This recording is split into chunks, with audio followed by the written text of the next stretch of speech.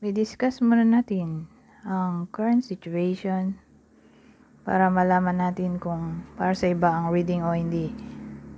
Dito ang side mo at dito naman ang side ng person mo, kasi collective to.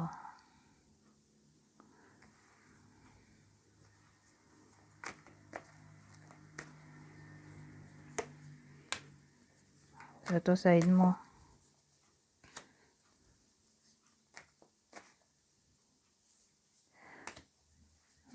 side ng person mo.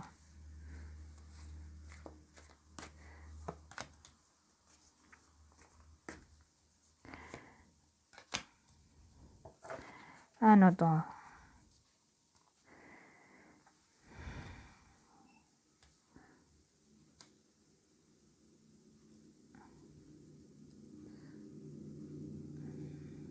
Parang nagalit ka sa kanya, oh.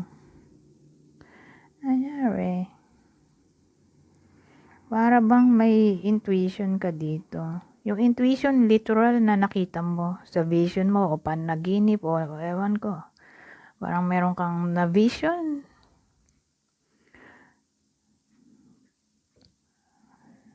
na something na para bang may potential na maaaring ganun nga yung nangyayari. O baka kasi ano to, bolang kristal. So inisip ko psychic.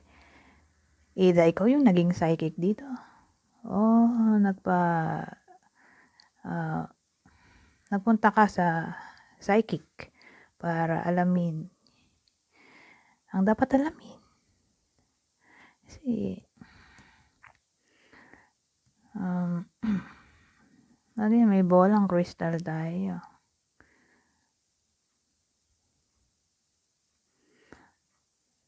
So may something na nagbabother sa iyo na inalam mo ang katotohanan, pwede rin ganun. At di mo nagustuhan yung katotohanan. Kaya ito, naging bulkan, sumabog, nagalit. Ano yun? Ito, sa person mamaya, balikan natin to. Ito, sa person mo, anong current situation niya? Ito, niloloko ka niya. Unrequited love ang meron sa inyong dalawa. Siguro, yun yung lumabas sa bolang kristal o sinabi sa iyo ng person mo o intuition mo. Sabihin natin na panaginipan mo, sumagi sa isip mo. O nakita mo talaga literally sa vision mo. Alam mo yun, yung sudden vision. Yung pang psychic ba? Na niloloko ka ng person mo kasi mo like, oo. At ang possible third party dito, wag ka. Friend mo o friend niya. OMG.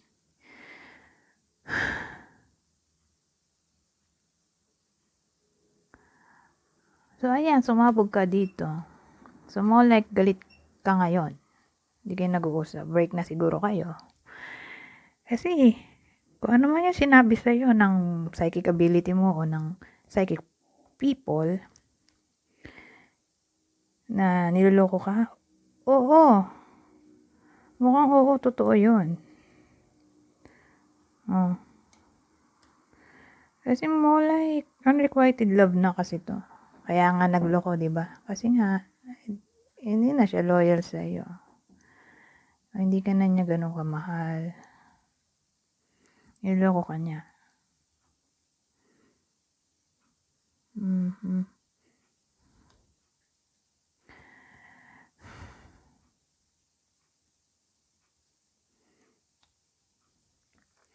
Pero, sa kwento na to, kung ganun din lang na niloloko ka, bakit hindi ka pa niya hiwalayan?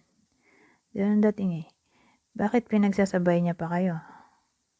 Kasi hindi rin siya sure doon sa bago niya, kaya ganun. Pero dahil nga nagalit ka na dito, edi Break na kayo. Pero bago ka pa nagalit, pinagsabay kayo. Kasi wala kang idea eh. So, nung nalaman mo, ayan, nagalit ka.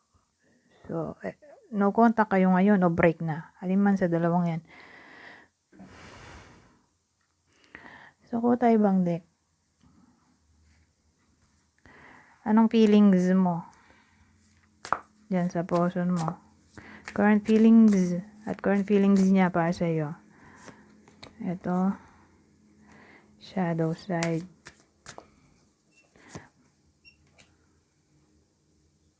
You made me realize my flaws, values. We have too many differences. Gossip. I'm afraid of what other people will think. Ay, third party talaga. OMG. Ay, ano. There were other things that got in the way of us being together. So, may third party talaga. Time. I'm afraid it's too late to take action. Absence. I feel like a part of me is missing without you. So, bagay, no contact talaga ang kwento dito. So, ang dating sa side mo, anong current feelings mo? Kumbaga, nung nakilala mo siya, tinulungan ka niya na harapin ang mga negativity sa katawan mo, yung flaws mo, ayan o. Yung insecurity, kumbaga, nung nakilala mo siya, natuto kang harapin yung mga insecurity, yun na lang. Insecurity mo. Values, we have too many differences. So, sabi dito, current feelings mo sa kanya, marami kayong pagkakaiba. Aware ka naman doon. Na hindi kayo somewhat compatible. Ito, gossip. I'm afraid of what other people will think. So, yung gossip na yan, natatakot ka na pagchismisan ang buhay mo ng ibang tao dahil nga niloko ka. So, nakakahiya, di ba? Malaman ng iba na pinagpalit ka sa iba. So, natatakot ka na pag-usapan parang ibang tao na ipinagpalit ka ng person mo sa iba. OMG. Natatakot ka rin na kung anong pwedeng isipin nila sa iyo. Sa tinakbo ng connection nyo, natatakot ka na pag-usapan nila ang buhay mo. Eto, third party. So again, literally, mayroon talaga. Sabi nga, there were other things that got in the way of us being together. So, nagkaroon nga ng third party.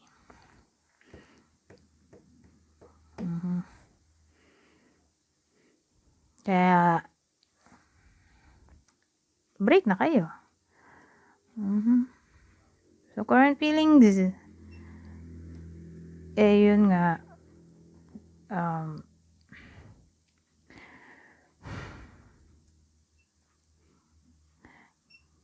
either ginusto niya to o hindi.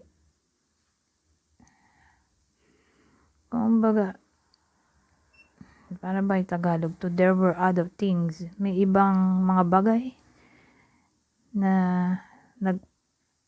nagkaroon na ibang bagay na para bang naging balakid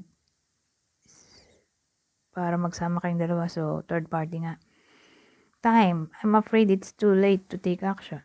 Natatakot daw siya na baka huli na ang lahat para gumawa ng action. So, pag pinag-combine natin tong dalawa, may regret. Ito, absence. I feel like a part of me is missing without you. So, absence. Kasi nga, break na kayo o no contact. Ramdam niya yung absence mo. Feeling daw niya may nawawala sa pagkatao niya noong nawala ka. So, miss ka niya sa madaling salita. Ngayon, ibang detalye. Kuha tayo ng ibang detalye dito.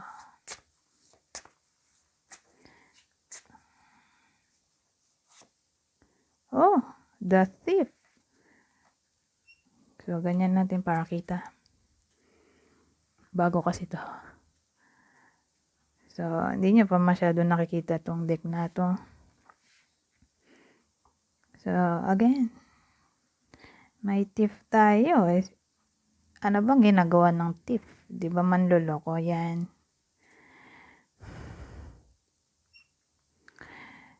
Sa bagay, third party situation naman to. Literal na niloko ka naman talaga niya. Di ba?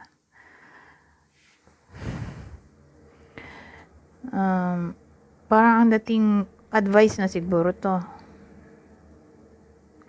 Huwag na makipagbalikan kasi sabihin natin makipagbalikan pa siya kasi may regret dito at miss ka niya. Para bang nung nawala ka dun niya na-realize yung importance mo. Nung nawala ka, paano pag bumalik ka? Tsipwera ka na naman. Kasi parang naalala ka lang niya kapag wala ka. Pero pag nandyan ka, tsipwera ka. Dahil niloko ka naman, let go na, di ba? Hindi na mapagkakatiwalaan pag ganyan. Uulit lang at uulit siya. Lalo yan yung card natin dito, thief. So, card siya ng deception, card ng pagiging user, card ng pagiging kriminal, card ng manluloko. O sabihin natin, wala siya magandang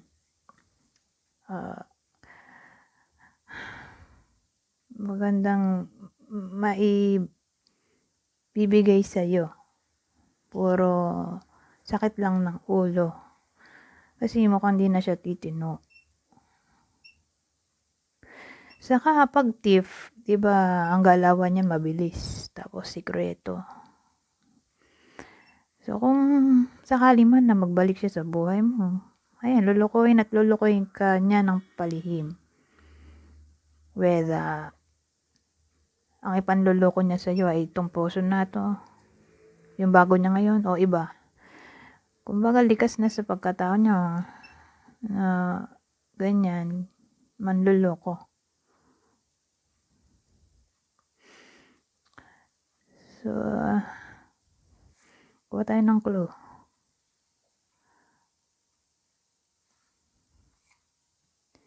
Tingin ko di na magbabago yan. Kaya move on na. Sa bagay, break naman na kayo, di ba? Di panindigan mo na. Kuha tayo ng clue. Magbibigay ako ng 6 na clue. Pero wag masyado mag-pay attention dito dahil dagdag info lang ang mga to. Ang clue ay pwedeng vice versa. Kunin nyo lang ang clue na sa tingin nyo para sa inyo. So, ang clue natin pwedeng tumama sa iyo, sa puso mo, at doon sa ipinalit sa iyo.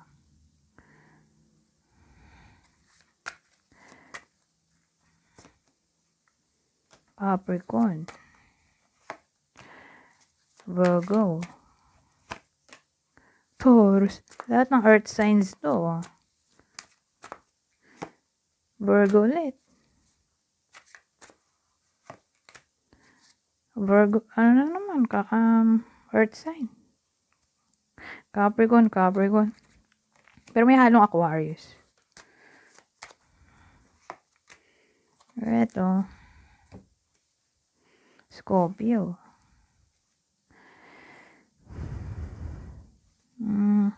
Solidin ko.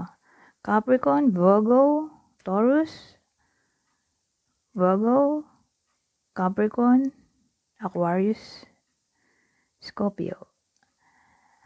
Anyways, hanggang dito na lang. Goodbye for now.